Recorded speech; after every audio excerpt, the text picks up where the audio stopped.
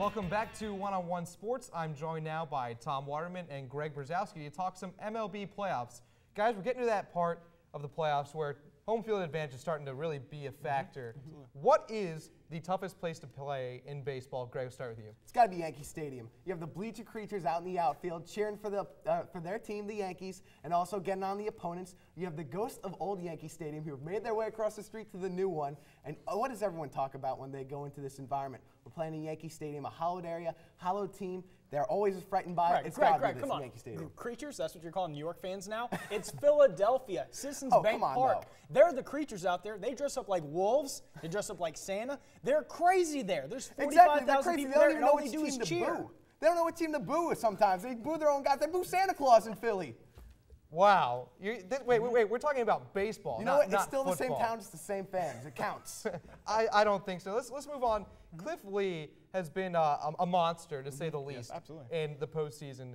But will his postseason performance affect the contract that he's going to get after this season, Tom? Not at all, because he earned it in 2008 when he went 22-3 for the Indians. He earned it in 2009 when he was the best pitcher in the postseason. And I'm sorry, excuse me, CC Sabathia and a healthy Johan Santana. Cliff Lee is the best left-handed pitcher in baseball. While that is arguable, Tom, you always have to keep your stats at a high if you want that kind of money. You want Sabathia money, you want Santana money, you have to produce year in and year out. And Lee's starting to do that again in the postseason this year. But he had a tough season with Texas. He has to really prove himself again as that dominant pitcher in the playoffs. He's playing in the best hitters park in baseball in Texas right now, and he's still an ace. He pitched pretty well the other day, Greg. I know, he's pitching well, he's proving it, but he has to keep it going if he wants that big money. I think that he's going to wind up with CC Sabathia money. Absolutely, yes. Where that is coming from, I don't know, because can the Yankees really take on another contract of that size? You know, that's something to definitely consider. Now, the Yankees won their first series handily, and now they're not playing again until the end of the week while other series are still going on.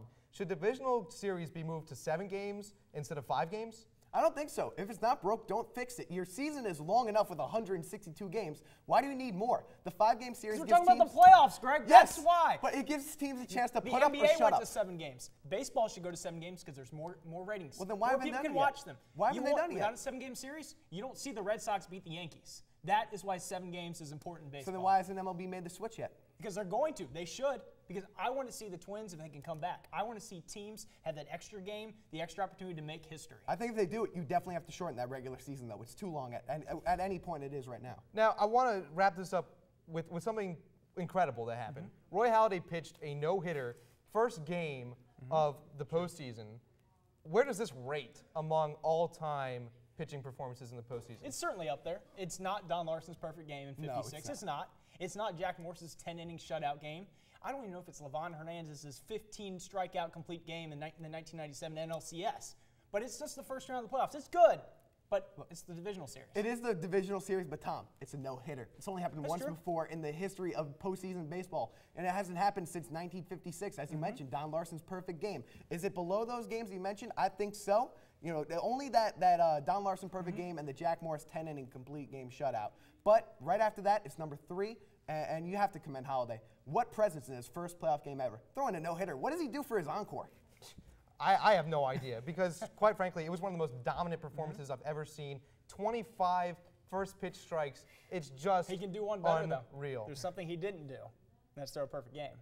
He's thrown one this season. He does it in the second outing. 2 no-hitters in one season for Roy Halladay. We have to take another break, but when we come back, Eric will sit down with Josh Norris and Billy O'Riordan to answer some burning questions from the fans. Stay tuned.